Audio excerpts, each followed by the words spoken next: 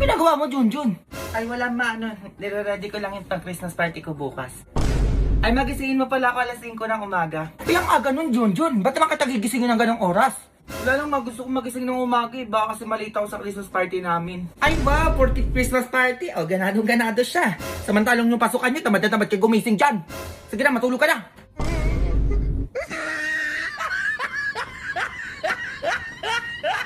May mga kaibigan ko pala. O, ba't kayo nandito?